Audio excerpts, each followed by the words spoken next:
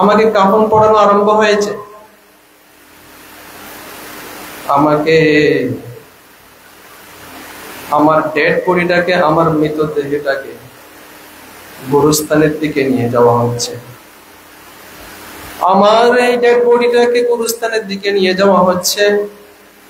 আমার অনেক কিছু বলতে ইচ্ছা করে, হায় এতদিন মায়ার বন্ধনে পরিবারের মধ্যে ছিলাম, চিৎকার করে বলতে ইচ্ছা করে, এখন আমাকে কোথায় নিয়ে যাচ্ছ? এখন আমাকে একাকে কোথায় নিয়ে যাচ্ছ? চিৎকার করে বলতে ইচ্ছা করে। ডেড বডি, মৃত শরীর কবরে দাফন করা হয়। কবরে দাফন করে একাকি রেখে সকলে চলে আসে। মৃত শরীরটাকে রেখে সকলে চলে আসে। আল্লাহ হাবিব আলাইহিস সালাম ইরশাদ করেন, বলে বান্দাকে যখন নাকি কবরের মধ্যে রাখা হয়, তখন দুইজন ফেরেশতা আসিয়া জিজ্ঞেস করে, মার রাব্বুকা ওয়া মা দীনুকা ওয়া মান হাদার রাজুলু আল্লাযী বুইসা ফীকুম। নবীজি বলেন, যখন মানুষকে কবরে রাখা হয় তখন মুনকার নেকির ফেরেশতা আসিয়া জিজ্ঞেস করে, বলো তোমার রব কে? মান রাব্বুকা, কে তোমার রব ছিল?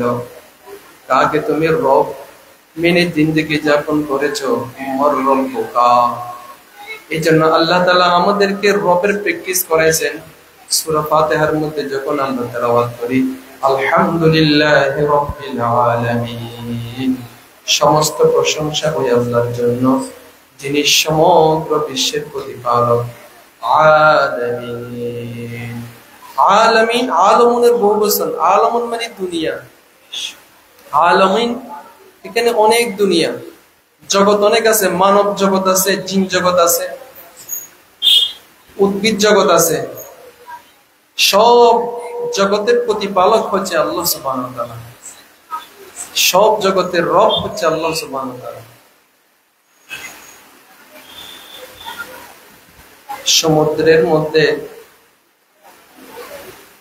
সমুদ্রের মধ্যে কত বিশাল বিশাল মাছ রয়েছে, এগুলোর প্রতিপালক আল্লাহ সুবহানাহু ওয়া তাআলা। জলে স্থলে যা কিছু আছে সব কিছু লালন পালন করতে একমাত্র আল্লাহ সুবহানাহু ওয়া তাআলা। মার রাব্বুকা, মুনকার নেকির জিজ্ঞেস করে, বলো তোমার রব কে? ওয়া মা দীনুকা, তোমার দিন কি বলো? তুমি কোন দিনকে মেনেছো, কোন দিনের উপর চলেছো বলো। ওয়া মা দীনুকা, আল্লাহ তাআলা আমাদেরকে দিন দিয়েছেন। ওয়া রাদিতু লাকুমুল ইসলাম দীনা, আমার রেজামন্দি, আমার সন্তুষ্টময় ধর্ম হলো যে ধর্মের উপর, যে দিনের উপর আমি সন্তুষ্ট, সেটা হচ্ছে ইসলাম। ওয়া রাদিতু লাকুমুল ইসলাম দীনা, আমি তোমাদের জন্য একমাত্র আমার মনোনীত ধর্ম ইসলাম কি করলাম। ومن يبتغي غير الإسلام دينا فلن يقبل منه وهو في الآخرة من الخاسرين। বলে যে ব্যক্তি দিন ইসলামকে বাদ দিয়ে অন্য ধর্মকে গ্রহণ করবে, সে কখনো সফল হবে না, সে কখনো কামিয়াব হবে না। ইসলামকে বাদ দিয়ে যে যে ধর্ম অনুসারী হবে, সে কখনো আল্লাহর সন্তুষ্টময় বান্দা হতে পারবে না। এই জন্য ইসলাম ছাড়া আল্লাহ সুবহানাহু ওয়া তাআলা এই দিন ইসলামের পূর্বে আরো যত ধর্ম ছিল, ইনজিলের মধ্যে আল্লাহ তাআলা বলেছেন, যখন আল্লাহ তাআলা শেষ নবীকে পাঠাবেন তখন যেন শেষ নবীর কথা মানে, শেষ নবীর ধর্মকে অবলম্বন করে। আল্লাহ সুবহানাহু ওয়া তাআলা স্পষ্ট বলেছেন, তাওরাতের মধ্যে বলেছেন।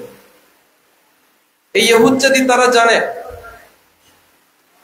মক্কার মুশরিক যারা ছিল, মুশরিকের সাথে যখন তাদের কোনো ঝগড়া হতো, তখন ইহুদিরা বলতো, অতি সত্বর আমাদের নিকট এমন একজন সাইয়্যিদুল মুরসালিন আসবে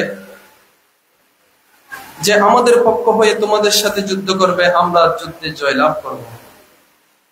এই ইহুদ জাতি তারা জানতো, তারা মনে করেছিল সমস্ত নবীকে আল্লাহ তাআলা এই বনী ইসরাইল সম্প্রদায়ের মধ্যে পাঠিয়েছিল। শেষ নবীর আগমনও তাদের মধ্যে হবে। তারা বড় আকাঙ্ক্ষায় ছিল যে শেষ নবীর আবির্ভাব হয়, কিন্তু আল্লাহ সুবহানাহু ওয়া তাআলার ইচ্ছা হচ্ছে মহানবী সাল্লাল্লাহু আলাইহি সাল্লামকে আল্লাহ তাআলা মক্কার মধ্যে প্রেরণ করবেন। এই মক্কার মুশরিকিনে মক্কা তখন শিরকে ভরপুর, শত শত মূর্তি স্থাপন করেছিল পবিত্র মক্কার ভিতরে, মক্কা শরীফের মধ্যে, আল্লাহর ঘরে বাইতুল্লাহর মধ্যে। ওখানে আল্লাহ সুবহানাহু ওয়া তাআলা নবীজিকে পাঠিয়েছেন। যখনই নবী করিম সাল্লাল্লাহু আলাইহি সাল্লাম ইহুদ বনী ইসরাইলের মধ্যে আসলো না, তখন তারা শত্রুতা শুরু করলো। তারা বলল, নবী যদি বাস্তবে শেষ নবী হতো মুহাম্মদ, তাহলে আমাদের বংশে কেন আসলো না, আমাদের ইহুদ জাতি থেকে কেন হলো না? তারা শত্রুতা শুরু করলো। তারা মহানবী সাল্লাল্লাহু আলাইহি সাল্লামের সাথে শত্রুতা শুরু করলো। এই জন্য আল্লাহ সুবহানাহু ওয়া তাআলা এই দিন দিয়েছেন, দিন ইসলাম।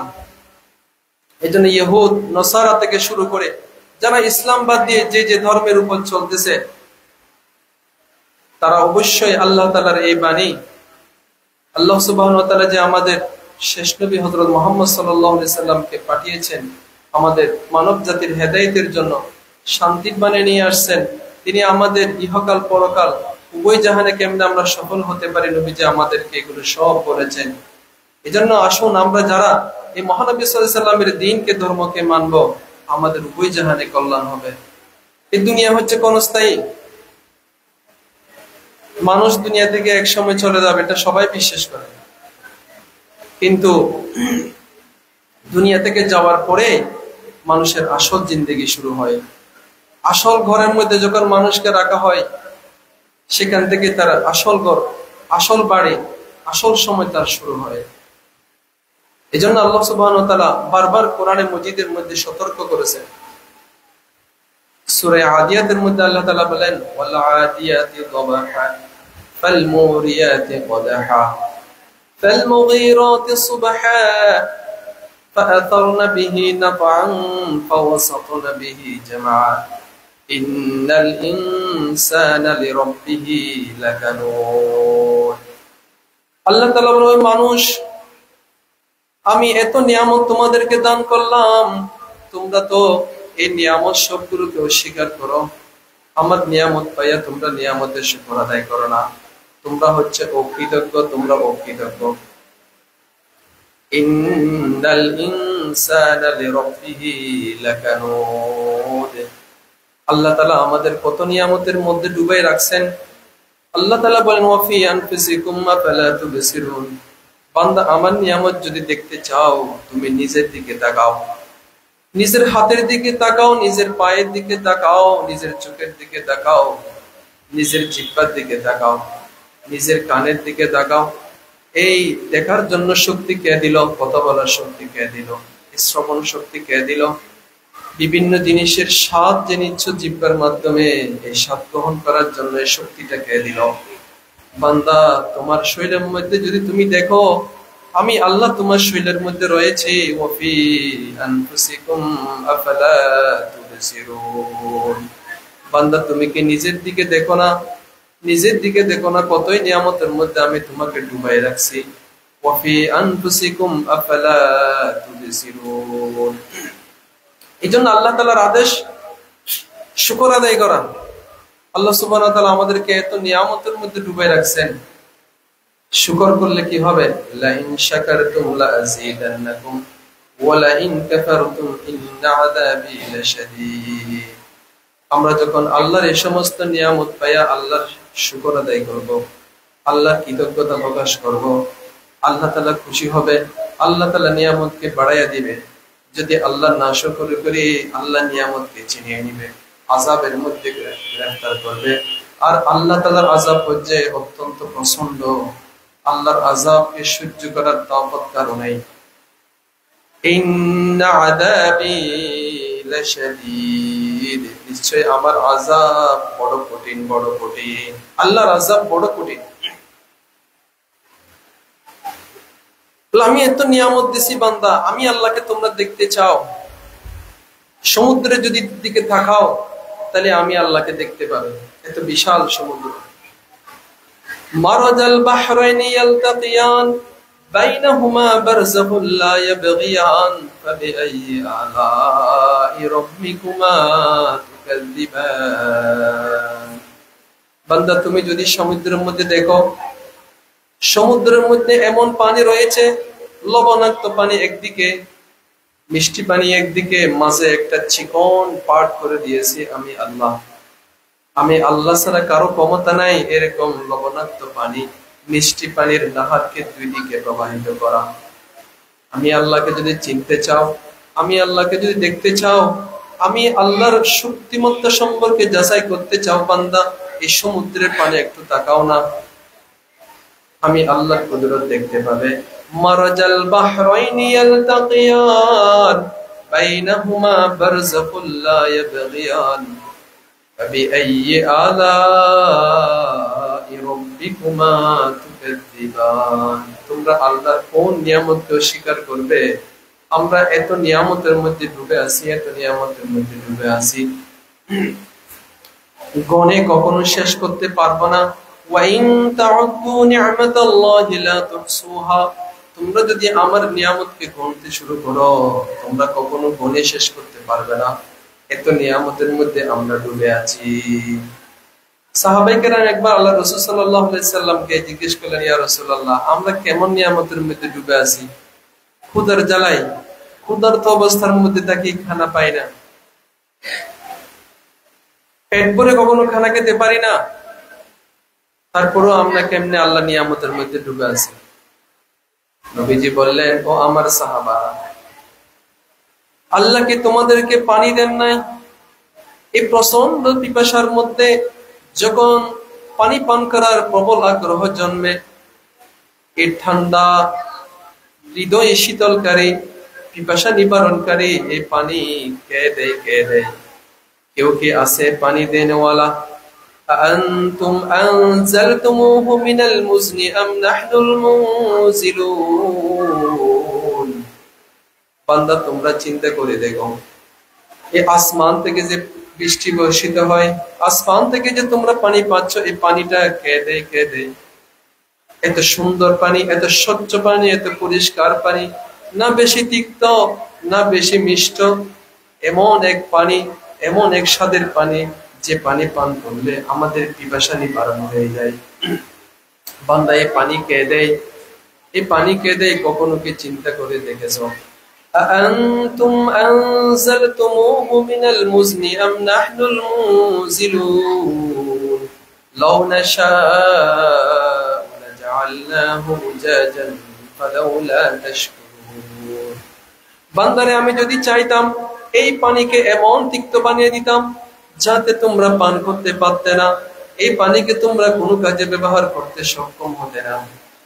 তিক্ততার কারণে কোনো জিনিস খাওয়া যেত না। তরকারি রান্না করলে তরকারি তিক্ত হয়ে যেত, ভাত রান্না করলে ভাত তিক্ত হয়ে যেত, সব জিনিস তিক্ততার কারণে তোমরা আর খেতে পারতে না। আমি এমন এক স্বাদের পানি দান করেছি, যে পানি পান করলে, যে পানি ব্যবহার ছাড়া তোমাদের আর কোনো উপায় নেই। এই পানি হচ্ছে মানুষের জীবন। যেন পানিকে কি বলা হয়? পানির অপর নাম হচ্ছে জীবন। এই পানি আল্লাহ সুবহানাহু ওয়া তাআলার দান। তো নবীজি সাহাবীকে বললেন যে কঠিন পিপাসার মধ্যে কি আল্লাহ তাআলা তোমাদেরকে পানি দেন না? বলে এই পানির আল্লাহ তাআলা যদি এই পানি সম্পর্কে জিজ্ঞেস করে, সুম্মা লাতুসআলুন্না ইয়াওমাইযিন আনিন নাঈম। বলে আল্লাহ সুবহানাহু ওয়া তাআলা হিসাবের দিন আল্লাহ তাআলা নিয়ামত সম্পর্কে জিজ্ঞেস করবে। আমরা যে সমস্ত নিয়ামত ভোগ করেছি, এই নিয়ামত সম্পর্কে জিজ্ঞেস করবে। নবীজি বলেন, বলে যা কিছুই আল্লাহ তাআলা আমাদেরকে দান করেন, খাবার দেন, পানীয় দেন, এগুলো সবকিছু সম্পর্কে জিজ্ঞাসিত হব। তবে যখন নাকি দোয়া করব, খানা খাওয়ার পরে যখন নাকি আল্লাহ শুকর আদায় করব, আলহামদুলিল্লাহ আলহামদুলিল্লাহ আলহামদুলিল্লাহ আলহামদুলিল্লাহ আলহামদুলিল্লাহ, আল্লাহ তাআলা প্রতিটি দোয়ার মাঝে আল্লাহর নিয়ামতের পরে দোয়ার মধ্যে আল্লাহ তাআলা আলহামদুলিল্লাহ, সব দোয়া শুরুতে বলেছেন আলহামদুলিল্লাহ। এই পানি দিয়েছেন আল্লাহ, এই খাবার দিয়েছেন আল্লাহ, এই জন্য সকল প্রশংসা হচ্ছে আল্লাহর জন্য। আল্লাহ তাআলা যদি না দিত আমরা খেতে পারতাম না। হ্যাঁ, এগুলো সব হচ্ছে আল্লাহর দান। এই জন্য আল্লাহর জন্যই সমস্ত শুকর, সমস্ত প্রশংসা। আলহামদুলিল্লাহ, আলহামদুলিল্লাহিল্লাযী আত'আমানা ওয়া সাকানা ওয়া জা'আলানা মিনাল মুসলিমিন। আলহামদুলিল্লাহিল্লাযী আত'আমানি হাযা আত-তা'আম ওয়া রাযাকানিহি মিন গায়রি হাওলিন মিন্নি ওয়ালা কুওয়া। সমস্ত প্রশংসা আল্লাহর জন্য, যে আল্লাহ আমাদেরকে এই খাবারের ব্যবস্থা করে দিলেন এবং আমাদের শক্তি ছাড়া আল্লাহ তাআলা এই খাবার দান করলেন। ওয়ারাযাকানিহি মিন গায়রি হাওলিন মিন্নি ওয়ালা কুওয়া। আমাদের এত শক্তি নেই যে আমরা খাবার আবিষ্কার করব, খাবারগুলো নিয়ে আসব। আল্লাহ তাআলা এই খাবারগুলো কিভাবে আঞ্জাম দেন, আমাদের মুখ পর্যন্ত এই খাবারটা কিভাবে নিয়ে আসেন। কত সৈনিকরা সেখানে কাজ করতেছেন, কত ফেরেশতাকে আল্লাহ তাআলা এই কাজের মধ্যে লাগিয়ে দিয়েছেন। এই জন্য আল্লাহ তাআলা কৃতজ্ঞতা প্রকাশ করেন। তো নবী করিম সাল্লাল্লাহু আলাইহি সাল্লাম সাহাবীকে বললেন যে আমার সাহাবী, আল্লাহ যে পানি দিচ্ছেন, এই পানির হিসাবও তো আমরা দিতে পারবো না। এই পানির হিসাব যদি আল্লাহ যদি চায় আমরা দেওয়া সম্ভব নয়। যার থেকে আল্লাহ হিসাব চাইবে হিসাব দিতে পারবে না। সুম্মা লাতুসআলুন্না ইয়াওমাইযিন আনিন নাঈম। আল্লাহ তাআলা সমস্ত নিয়ামত সম্পর্কে জিজ্ঞেস করবেন, যত নিয়ামত আল্লাহ তাআলা আমাদেরকে দান করেছেন এগুলো সম্পর্কে আল্লাহ তাআলা জিজ্ঞেস করবেন। তো মুনকির নেকির ফেরেশতা জিজ্ঞেস করবে এই মুর্দাকে, মান রব্বুকা ওয়া মা দীনুকা। তোমার দিন কি ছিল বলো, ওয়া মা দীনুক। তোমার দিন, তুমি কোন দিনের উপর ছিলা, কোন দিনকে লালন করেছো, পালন করেছো। ওয়া মা দীনুকা, দীনিয়াল ইসলাম। আল্লাহ তাআলা আমাদেরকে দিন দিয়েছেন, দিন ইসলাম দিয়েছেন। বড় একটা আল্লাহ তাআলা আমাদেরকে এই কামিয়াবির বস্তু দিন, এটা হচ্ছে আমাদের দুনিয়া আখিরাতের সফলতার চাবিকাঠি হচ্ছে দিন। আল্লাহ সুবহানাহু ওয়া তাআলা এই দিনকে আসমানকে দিতে চেয়েছিলেন, পাহাড়কে দিতে চেয়েছিলেন, জমিনকে দিতে চেয়েছিলেন। সবাই অস্বীকার করেছে, কেউ নেয়নি। বলে মানুষের উপর যখন নাকি পেশ করা হলো, মানুষ এটা গ্রহণ করলো। এই জন্য আল্লাহ তাআলা বলেন ইন্নাহু কানা যালুমান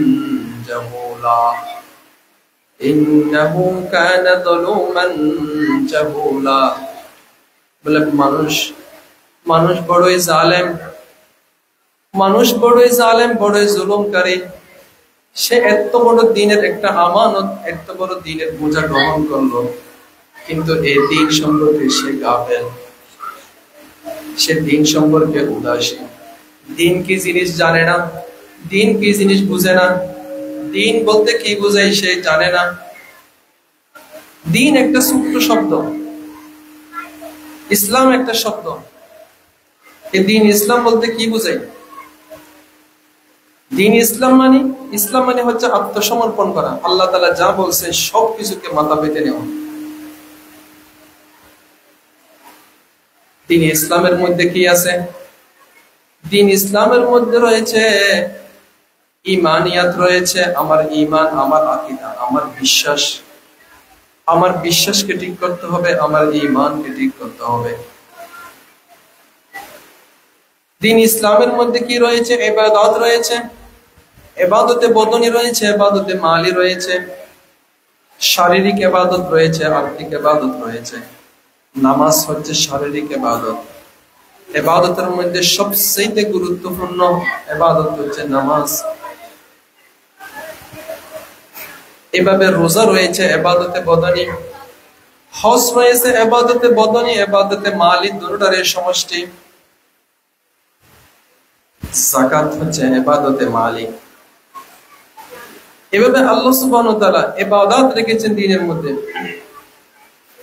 মুআমালা রেখেছেন, মুআশারা রেখেছেন। আজকে আমরা ঈমান এবং ইবাদত, নামাজ সম্পর্কে, জিকির সম্পর্কে শুনি, কিছুটা জানি, কিন্তু মুআমালা, মুআশারা সম্পর্কে আমরা উদাসীন। অথচ ওমর রাদিয়াল্লাহু তাআলা আনহু যখন খেলাফতের মসনদে আসীন হলেন, তখন সকল হুকামদেরকে আদেশ দিয়েছেন, যত সরকারি কর্মচারী রয়েছে সকলকে এবং যত তুজ্জার ব্যবসায়ীগণ রয়েছে সকলকে বলেছেন, তোমরা যে যে কাজ করবে ইলমের সহিত করবে। ব্যবসায়ীদেরকে বলছেন, আমি কোন ব্যবসায়ীকে যেন এভাবে না পাই তারা ব্যবসার ইলম ছাড়া ব্যবসা শুরু করে দিয়েছে, মুআমালার ইলম ছাড়া মুআমালা শুরু করে দিয়েছে, এমন যেন কোনো ব্যবসায়ীকে না দেখে। এই জন্য ব্যবসা আগে জানতে হবে, ব্যবসার ইলম আমার নিকট থাকতে হবে। পরিপূর্ণ ব্যবসার ইলম শুরু করে জেনে যখন আমি ব্যবসা করব, আল্লাহর হাবিব আলাইহিস সালাম বলতেছেন, আত-তাজিরুস সাদুকুল আমিনু মা'আন নাবিয়্যিনা ওয়াস-সিদ্দীকিনা ওয়াশ-শুহাদা'i ওয়াস-সালিহিন। বলে ওই ব্যবসায়ী যে ব্যবসার মধ্যে সত্যবাদী হবে, আত-তাজিরুস সাদুক, যে ব্যবসার মধ্যে সত্যবাদী হবে, ব্যবসার মধ্যে সত্যবাদী হবে, ব্যবসার মধ্যে সত্য কথা বলবে, কখনো মিথ্যা বলবে না। সে এই কথা বলবে যে আমি কসম করে বলতেছি এটা হচ্ছে আমার কিনাদর, কিনাদরে আপনাকে আমি দিয়ে দিচ্ছি। বাবারে, এটা বলার দরকার কি? আল্লাহ তো আমাদেরকে জন্য ব্যবসাকে হালাল করেছেন, আহাল্লাল্লাহুল বাই'a ওয়া হাররামার রিবা। আল্লাহ তাআলা ব্যবসাকে, বেচা কিনাকে আমাদের জন্য হালাল করেছেন। সুতরাং ব্যবসার মধ্যে যত লাভ করব আমরা, এগুলো সব আমার জন্য হালাল। আমি কেন মিথ্যা কসম খেয়ে, মিথ্যা কথা বলে আমার এই হালাল উপার্জনকে আমি হারাম করে দিব? আল্লাহ তো আমাদের জন্য হালাল করেছেন। আত-তাজিরুস সাদুক, এজন্য আল্লাহর হাবিব বলেন, যে ব্যবসায়ী এক নম্বর, তার মধ্যে বৈশিষ্ট্য, এক নম্বর গুণ হচ্ছে সে সত্যবাদী হবে। যে ব্যবসায়ী সত্যবাদী হবে, ব্যবসার মধ্যে কখনো মিথ্যা বলবে না।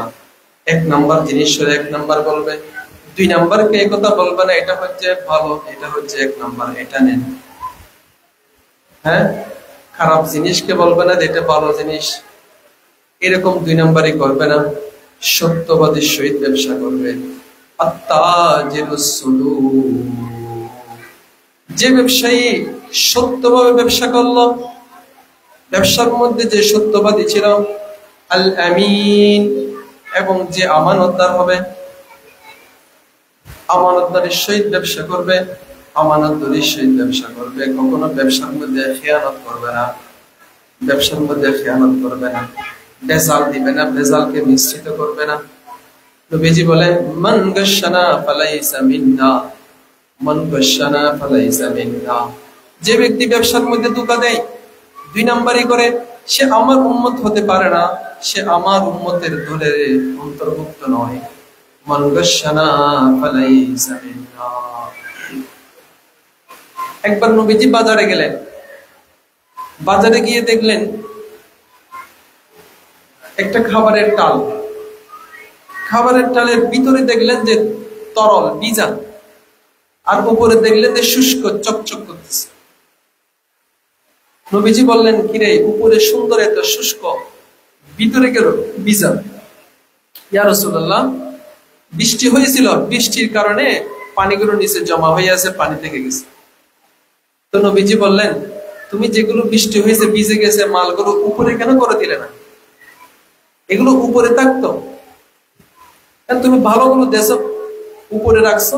মানুষ যখন এটা ক্রয় করার জন্য আসবে, মনে করবে যে মাশাআল্লাহ অনেক সুন্দর দেখতে লাগতেছে, চকচক করতেছে, এটা তো একদম পিওর। পেঁয়াজটা মনে অনেক ভালো, আলুটা অনেক ভালো, ভালো মানের আলু, পোষা নাই এখানে। নবীজি বলেন, মান গাশশানা ফালাইসা মিন্না। যে ব্যক্তি ব্যবসার মধ্যে ধোঁকাবাজি করবে, দুই নাম্বারে করবে সে আমার উম্মত নয়, সে আমার উম্মত নয়। মান গাশশানা ফালাইসা মিন্না।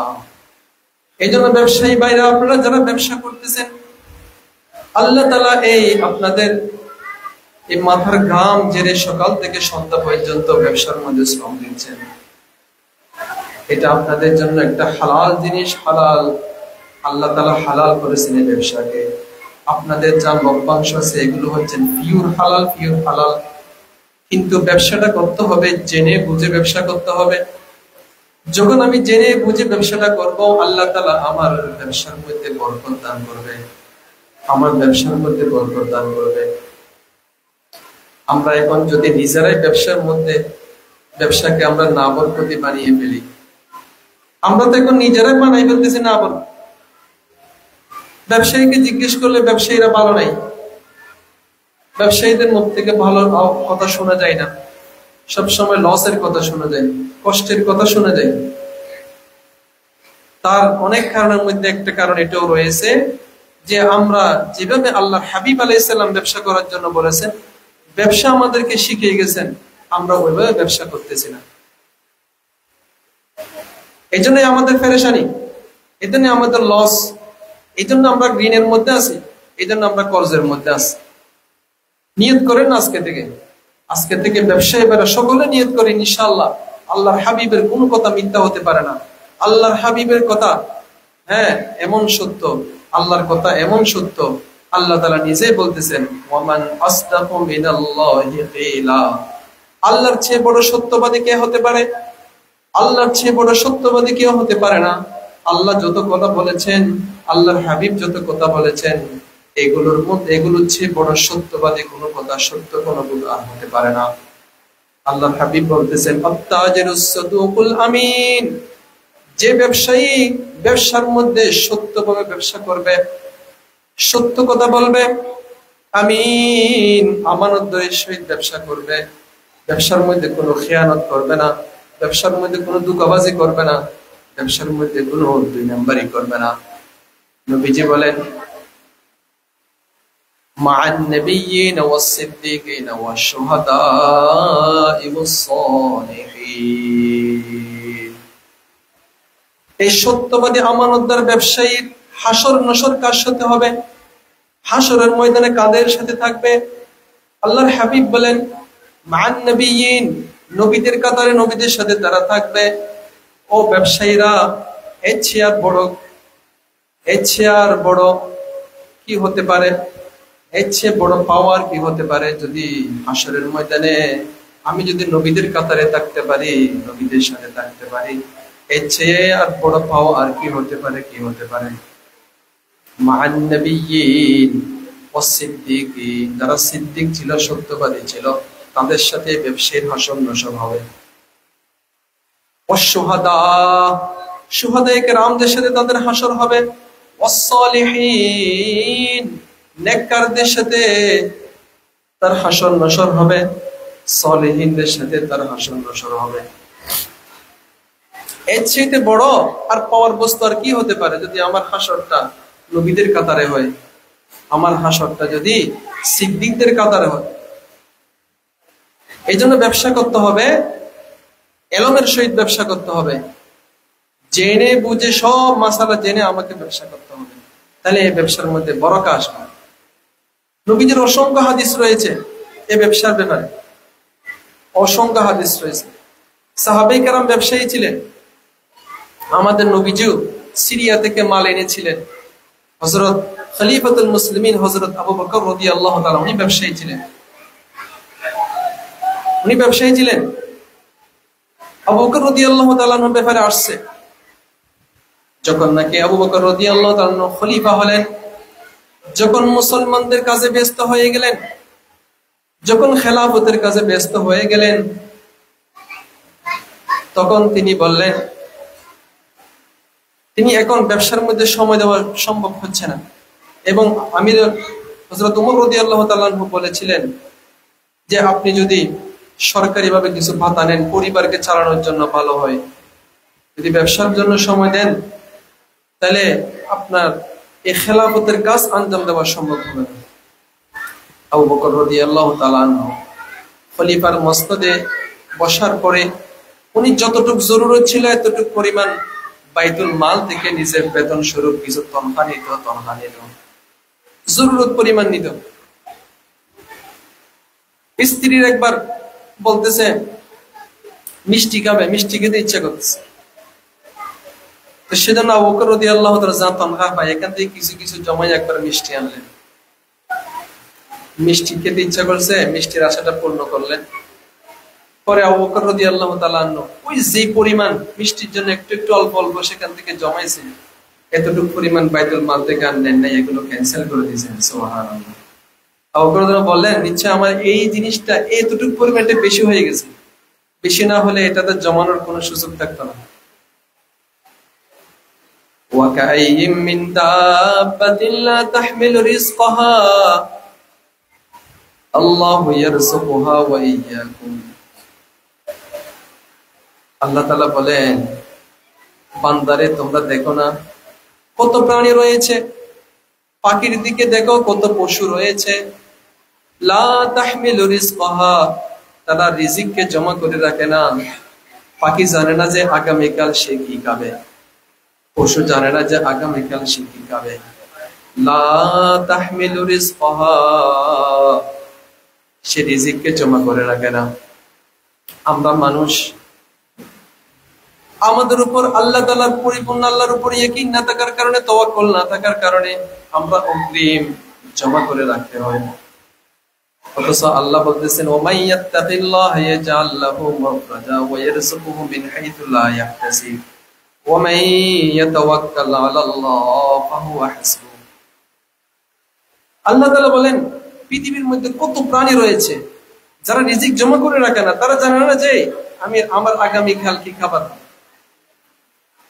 সকাল সকাল বাসা থেকে পাখি বের হয়ে যায়, সকাল সকাল বাসা থেকে পাখি বের হয়ে যায়, আল্লাহ তাআলা রিজিক দান করেন, পেট ভর্তি করে বাসায় ফিরে আসে। এই পেট ভরা লোকে, এই পাখির ইয়াকিন রয়েছে যে আমাকে খেলানেওয়ালা, আমাকে খাওয়ানেওয়ালা একমাত্র আল্লাহ, আমাকে খেলানেওয়ালা একমাত্র আল্লাহ। আল্লাহর উপর পরিপূর্ণ ইয়াকিন থাকার কারণে আল্লাহ সুবহানাহু ওয়া তাআলা এই পাখিকে রিজিক দেয়। আল্লাহ জাল্লা ওয়ালা বলতেছেন, وَكَأَيِّن مِّن دَابَّةٍ لَّا تَحْمِلُ رِزْقَهَا اللَّهُ يَرْزُقُهَا وَإِيَّاكُمْ। আল্লাহ তাআলা এই প্রাণীদেরকে রিজিক দান করেন, বান্দা তোমাদেরকেও রিজিক দান করেন আল্লাহ সুবহানাহু। শুধু প্রাণীদেরকে রিজিক দান করে না, আল্লাহ তাআলা ওয়া ইয়্যাকুম, বান্দা তোমাদেরকেও রিজিক দান করে ওই আল্লাহ, যে আল্লাহ কোনো উপায় ছাড়া প্রাণীকে খাবার দিচ্ছেন। ওই আল্লাহ তোমরা ইনসান জাতিকেও আল্লাহ আল্লাহু ইয়ারযুকুহা ওয়া ইয়্যাকুম। নবী করিম সাল্লাল্লাহু আলাইহি সাল্লামের যখন কোনো রিজিকের সমস্যা হতো, পরিবারের মধ্যে আর্থিক সমস্যা হতো, তখন নবী করিম সাল্লাল্লাহু আলাইহি সাল্লাম এই আয়াতটা তেলাওয়াত করতেন। এই আয়াতটা তেলাওয়াত করতেন, ওয়া'মুর আহলাকা বিস-সালাতি ওয়াসতাবির আলাইহা লা নাসআলুকা রিজকা নাহনু নারযুকুকা ওয়াল আকিবাতু লিত-তাকওয়া। নবীজি যখন রিজিকের কোনো পেরেশানিতে থাকতেন তখন আয়াতটা তেলাওয়াত করতেন। আয়াতটা তেলাওয়াত করে পরিবারকে বলতেন, সকলকে নামাজ পড়ার জন্য আদেশ দিতেন। আল্লাহ তাআলা বলেন, ওয়া'মুর আহলাকা বিস-সালাহ, হে মুহাম্মদ সাল্লাল্লাহু আলাইহি ওয়াসাল্লাম আপনি পরিবারকে নামাজের আদেশ দিন, পরিবারকে নামাজ আদেশ দিন। নামাজের দ্বারা রিজিকের অভাব দূর হয়ে যাবে, নামাজের দ্বারা সমস্ত মুশকিলাত হল হয়ে যাবে। ওয়া'মুর আহলাকা বিস-সালাহ, আপনি পরিবারকে নামাজের আদেশ দিন। ওয়াসতাবির আলাইহা, আপনিও নামাজের উপর জমে সবরের সহিত নামাজ পড়তে থাকুন, নামাজ পড়ুন। নাহনু নারযুকুক, আমি আল্লাহ আপনাকে রিজিক দান করব, রিজিকের পেরেশানি আপনাকে হতে হবে না। আমি আল্লাহর খাজানা ভর্তি রিজিক রয়েছে। ওয়া ফিস সামাই রিজকুকুম ওয়া মা তুআদুন, আসমান ভর্তি রিজিক রয়েছে। আপনি পরিবারকে বলুন নামাজ পড়ার জন্য, আপনি নিজেও নামাজের ইহতেমাম করুন। নাহনু নারযুকুক, আমি আপনাকে রিজিক দান করব। আমাদের তো এখন রিজিকের পেরেশানি আসলে আমরা কোন দিকে যাই? আল্লাহ তাআলা আমাদেরকে জানিয়ে দিচ্ছেন, বান্দা তোমরা যদি রিজিকের পেরেশানিতে আক্রান্ত হও, তাহলে আমার হাবিব হচ্ছে তোমাদের জন্য মডেল। আমার হাবিবের যে তরজ তরিকা ছিল, তোমরা এটাকে অবলম্বন করো। তোমরাও পরিবারকে সকলকে বলো নামাজ পড়ো, নামাজ পড়ার জন্য আদেশ দাও ইহতিমামের সহিত। নিজেরাও নামাজ পড়তে থাকো, দোয়া করতে থাকো। আল্লাহ তাআলার খাজানা ভর্তি রিজিক রয়েছে, রিজিকের ভান্ডার আল্লাহর নিকট জমা রয়েছে।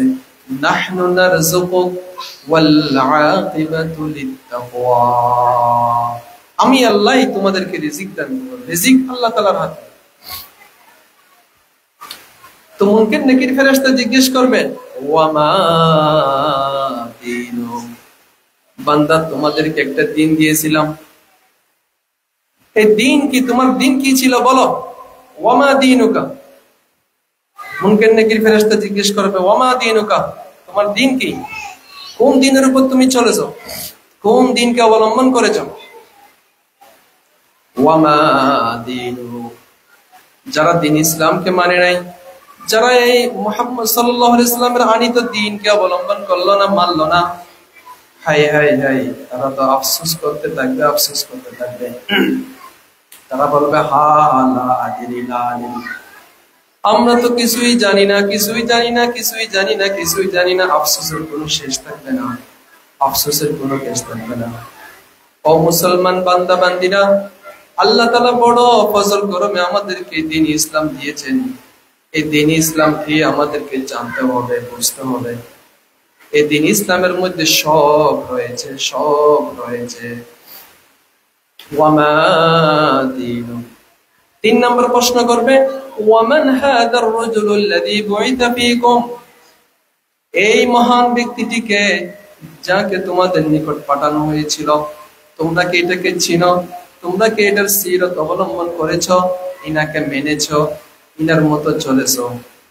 ওয়ামান হাদার রাজুলুল্লাযী বুইতা ফীকুম,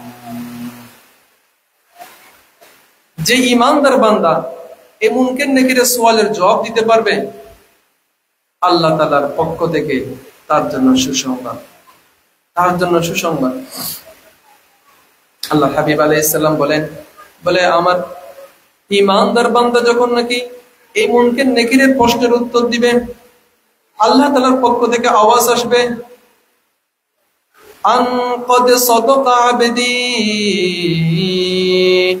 আমার বান্দা সত্য বলেছে, সত্য বলেছে, আমার বান্দা সত্য বলেছে, আমার বান্দা বলেছে রব্বি আল্লাহ দীনিয়াল ইসলাম, হাদা মুহাম্মাদুন সাল্লাল্লাহু আলাইহি ওয়াসাল্লাম, আমার বান্দা সত্য বলেছে। আন ক্বাদ সাদাকা আবদি, আমার বান্দা সত্য বলেছে। ফাফরিশু মিনাল জান্নাহ ওয়ালবিসুহু মিনাল জান্নাহ ওয়াফতাহু লাহু বাবান ইলাল জান্নাহ, আল্লাহর পক্ষ থেকে বলা হবে, আমার বান্দা সত্য বলেছে, আমার বান্দাকে জান্নাতের পোশাক পরিধান করিয়ে দাও, আমার বান্দার যে বিছানা রয়েছে এই বিছানাটাকে জান্নাতে বিছানায় রূপান্তর করে দাও। ওয়াফতাহু লাহু বাবান ইলাল জান্নাহ, আমার বান্দার জন্য জান্নাতের দিকে একটা রাস্তা করে দাও। আমার বান্দা যেন এই জান্নাতকে দেখতে থাকে, জান্নাতের সুঘ্রাণ পেতে থাকে, জান্নাতের সুবাতাস পেতে থাকে। ওয়াফতাহু লাহু বাবান ইলাল জান্নাহ, আমার বান্দার জন্য জান্নাতের দিকে একটা রাস্তা করে দাও, রাস্তা করে দাও। আল্লাহ তাআলা এই মুমিন বান্দার জন্য সুসংবাদ বলে, এই মুমিন বান্দা এই খবরের মধ্যে কবরটাকে আল্লাহ তাআলা দৃষ্টিসীমা পরিমাণ প্রশস্ত করে দিবেন। আরাম এবং আয়েশে জিন্দেগি চলতে থাকবে, জান্নাতের সুঘ্রাণ সুবাতাস পেতে থাকবে, তার কবরটা হবে আরাম আর শান্তি। পক্ষান্তরে যারা বেঈমান, যারা আল্লাহ মুনকির নাকিরের এই সোয়াল জবাবের উত্তর দিতে পারলো না, সোয়ালের প্রশ্নের উত্তর দিতে পারলো না, তাদের আফসোসের শেষ নেই। তারা বলবে হাই আফসোস, হা লা আদেরি, আমি তো কিছুই জানি না, আমি তো এগুলো কোনো আমলই করি নাই, আমি রবকে চিনি না, আমি দিন কি জিনিস জানি না, আমি মুহাম্মদকে সাল্লাল্লাহু আলাইহি সাল্লাম জানি না। সে আফসোস করতে থাকবে, আফসোস করতে থাকবে। আল্লাহ তাআলা বলবেন আনকদ কাযাবা আবদি, আমার বান্দা মিথ্যা বলেছে, আমার বান্দা মিথ্যা বলেছে। এর জন্য জাহান্নামের পোশাক নিয়ে আসো, এর জন্য জাহান্নাম থেকে বিছানা নিয়ে আসো, জাহান্নাম দিকে রূট করে দাও, জাহান্নামের দিকে রূট করে দাও। এবং তার যে কবর, এটাকে সংকীর্ণ করে দাও। কবরটা এত সংকীর্ণ হবে, এত জোরে চাপ দিবে, একদিকে পাজরের হাট আর একদিকে চলে যাবে, এবং কবরের আযাব চলতে থাকবে, কবরের আযাব চলতে থাকবে। এই মৃত্যুকে স্মরণ করো। রাসূল আকরাম সাল্লাল্লাহু আলাইহি সাল্লাম বলতেছেন যে কাসরাতু যিকরিল মাউত, বলে কলবের মধ্যে যদি জং চলে আসে, কলব যদি গুনাহের কারণে কালো হয়ে যায়, ওই কলবকে পরিষ্কার কেমনে করবে? নবীজি বলেন দুইটা ওষুধ দিবেন, একটা হচ্ছে কাসরাতু যিকরিল মাউত ওয়া তিলাওয়াতিল কুরআন। নবীজি বলেন বেশি বেশি মওতকে স্মরণ করো, মওতের স্মরণের দ্বারাই দিল থেকে হেরস, লালস, দুনিয়ার মুখ থেকে দূরে সরে যাবে, দুনিয়ার প্রতি লালস, লোভ থাকবে না। কাসরাতু যিকরিল মাউত, কাসরাতু যিকরিল মাউত। এইজন্য প্রতিদিন দৈনন্দিন কিছু কিছু সময় মওতকে স্মরণ করা, মুরাকাবা করা। বললাম না, নিজকে সবসময় মনে করা, মুহূর্তের মধ্যে নিজকে গণনা করা, মওতের মুরাকাবা করা। মওতের মুরাকাবা করার দ্বারাই হেরস দূর হবে, আল্লাহর স্মরণ আসবে, আল্লাহর স্মরণ, আল্লাহর স্মরণ দিলের মধ্যে আসবে। मौत को हरगिज़ मत दूर समझो, मौत है हरदम करीब, कौन होगा यार तेरा गुरु जाने के लिए। मौत को मत दूर समझो, मौत है हरदम करीब, कौन होगा यार तेरा गुरु जाने के लिए। বুজুর্গ বলেন মওতকে তোমরা দূরে মনে করিও না, মৃত্যুকে তোমরা দূরে মনে করিও না, মৃত্যু অনেক কাছে, মৃত্যু অনেক কাছে, হঠাৎ চলে আসবে। বাগতাতান ইযা জাআ আজালুহুম লা ইস্তাখিরুনা সাআতাও ওয়া লা ইস্তাকদিমুন।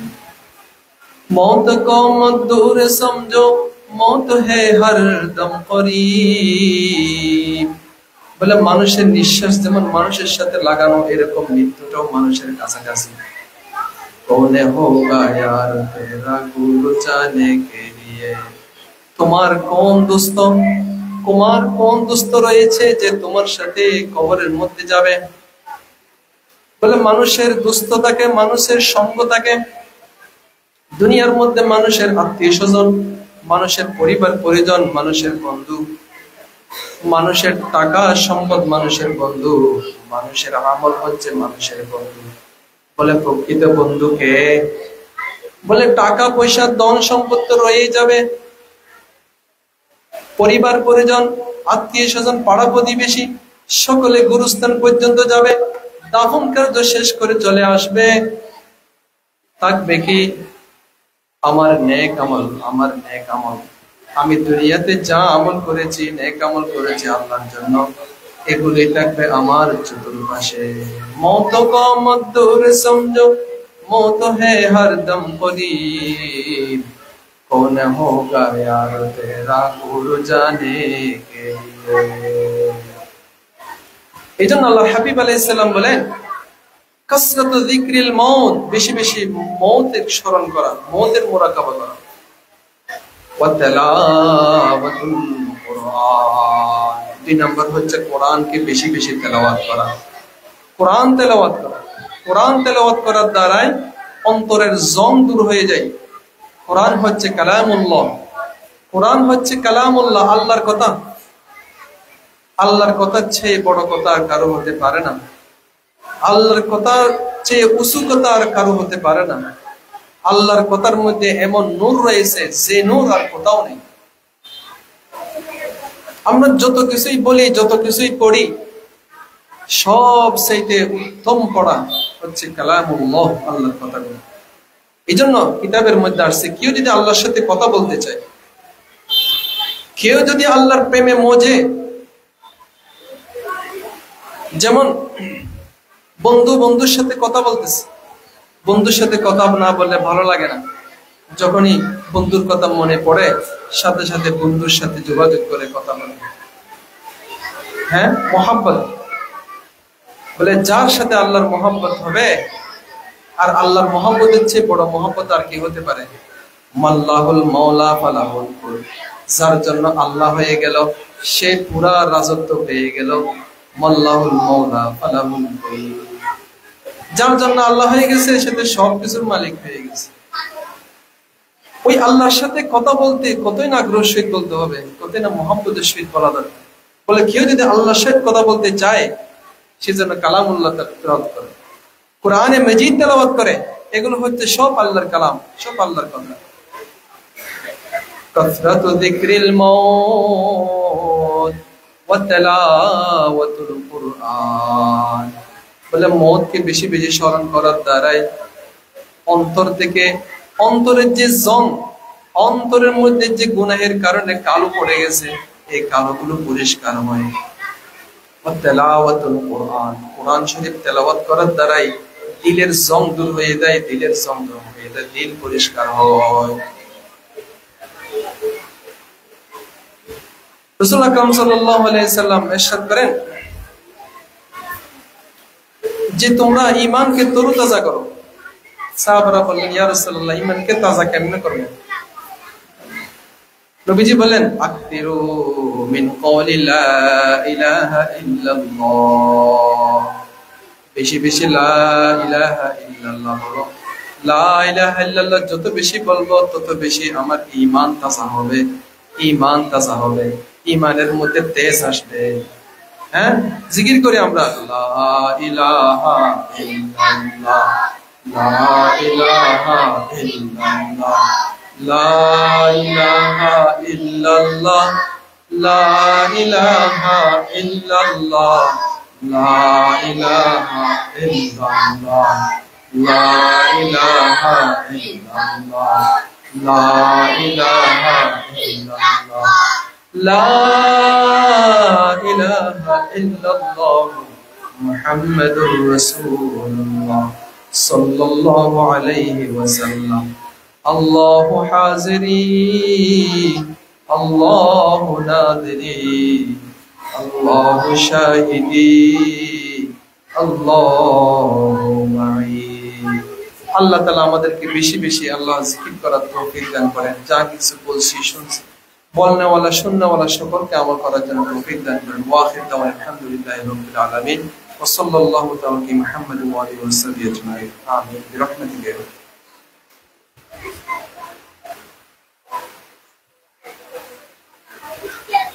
আসসালামু আলাইকুম ওয়া রাহমাতুল্লাহ। সম্মানিত এলাকাবাসী, আমাকে ব্যাপক প্রচার না করার কারণে লোকেশন শুনতে কষ্ট হচ্ছে। এটা হচ্ছে ইসলাম ফ্যাক্টরির পিছনে, নাদিম পাহাড়ের পূর্ব পাশে। তো আমরা আল আমিন মসজিদের পশ্চিমে, আর চন্দ্রনগর বাজার থেকে সামান্য পূর্ব দিকে দিকে যে রোড আছে, সেখানে নাদিম পাহাড়ের জন্য। তো সবাই অংশগ্রহণ করলে ভালো হবে। এবং আমাদের সম্মানিত দাওয়াতি মেহমান সবাই চলে আসছে। ইনশাআল্লাহ কিছুক্ষণের মধ্যে এশারের আযান হবে। এশারের জামাতের পরে আমাদের দাওয়াতি মেহমান মূল্যবান তকরির পেশ করবেন ইনশাআল্লাহ। এবং আমাদের এই মাদ্রাসা জামিয়া দারুল উলুম বাংলাদেশ নামকরণ করা হয়েছে তার দেওবন্দের সাথে যুক্ত। এই মাদ্রাসার আজকে বয়স হয়েছে 3 মাস। আলহামদুলিল্লাহ অনেক ছাত্র আল্লাহর মেহরবানি ভর্তি হয়েছে। এখানে শিশু থেকে শিশু নুরানি নাজারা এবং দর্শে মেধাবী 3 জামাত 3 ক্লাস 1 বছরে পড়ানো হয়। আপনার ছোট্ট শিশুমণিকে ছোট্ট বাবুকে এখানে আবাসিক অনাবাসিক ভর্তি করানো যাবে এবং সর্বমূল্য যে সমস্ত শিশু আজকে শিশু আগামীকাল তো তারা শিশু থাকবে না, তারা যেন আমাদের জানালা করতে পারে, কবরের পাশে দাঁড়িয়ে আমাদের জন্য দোয়া করতে পারে। সেজন্য শিশুর অন্তরে কোরআন কারীমকে যদি স্থান দেওয়া যায় সে আর কখনো পথভ্রষ্ট হবে না, আমাদের নামে পরিচালনা হবে। বাংলাদেশ দারুল উলুম বাংলাদেশ কর্তৃক আয়োজিত আজকের মাহফিলে সম্মানিত প্রধান মেহমান কুতুবুজ্জামান আল্লামা মুফতি কামালউদ্দিন শিহাব কাসেমের কামালউদ্দিন শিহাব কাসেম রাদিয়াল্লাহু হায়াতুল সম্মানিত আব্বা হযরত মাওলানা শিহাব উদ্দিন সাহেব রাদিয়াল্লাহু হায়াতুল প্রতিষ্ঠাতা পরিচালক হযরত এশারের পর আলোচনা করবেন এবং আলোচনার পূর্বে আমাদের মাদ্রাসার 4 জন ছাত্রকে সবক দেবেন। আমরা অংশগ্রহণ করব। যে যেখানে আছে অন্য করে আমরা মসজিদে আসতে ভালো হয়। ইসলাম ফ্যাক্টরির পিছনে চন্দ্রনগর বাজারে সামান্য পূর্ব দিকে পেনশন জমি মাথায় নাগিন পাহাড়ের গোড়ায় আল আমিন নদী থেকে পড়তে। আল্লাহ তো আমাদের সবাইকে আমল করার তৌফিক দান করুন। এখন আযান হবে, আযানের কিছুক্ষণ পরে এশার নামাজ অনুষ্ঠিত হবে।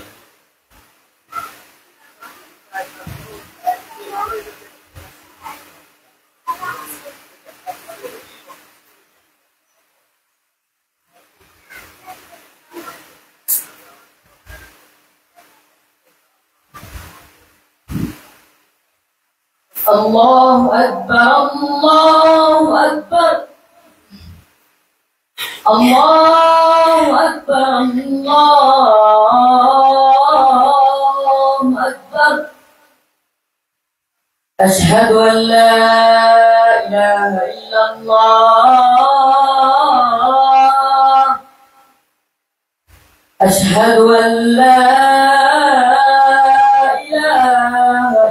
الله أشهد أن محمدا رسول الله أشهد أن محمدا رسول الله حي على الصلاة حي على الصلاة حي على الفلاح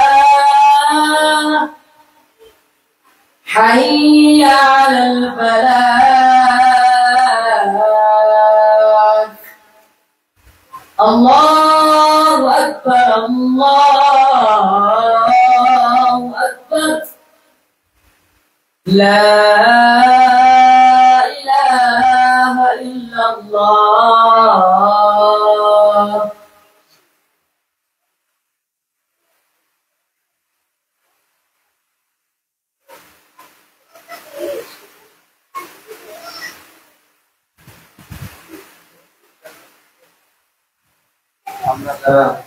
আমরা যারা এখনো ওযু করিনি, তো এখানে আলহামদুলিল্লাহ ওযু ইসলামের ব্যবস্থা আছে। আমরা ওযু করে নেই এবং গুরুত্ব চলে আসছে। দীর্ঘরাত করা হবে না, যাতে আমাদের প্রোগ্রামটা সংক্ষিপ্ত প্রোগ্রাম, বেশি রাত করা হবে না। আমরা যারা এখন রাস্তাঘাটে বসে আছি, দোকানে বসে আছি, আজকে দিনের সকালেও দোকানে বসেছি, আগামীকালও বসতে পারবো। মাত্র কয়েক ঘন্টা 2-1 ঘন্টা জন্য আমরা এখানে চলে আসি, এখানে বসি, আল্লাহ পাকের বরকতের কথা, কোরআনের কথা, হাদিস শরীফের কথা আমরা শুনি। এই জন্য যারা দোকানে বসে আছি, গল্প করতেছি, সময় কিন্তু চলে যাচ্ছে। আমরা সবাই মসজিদ চলে আসি, অধিকারী মসজিদের ভিতরে চলে আসি, কিছুক্ষণের মধ্যে জামাত অনুষ্ঠিত হবে ইনশাআল্লাহ। আল্লাহ তাআলা আমাদের সবাইকে আলোচনা করতে পারেন।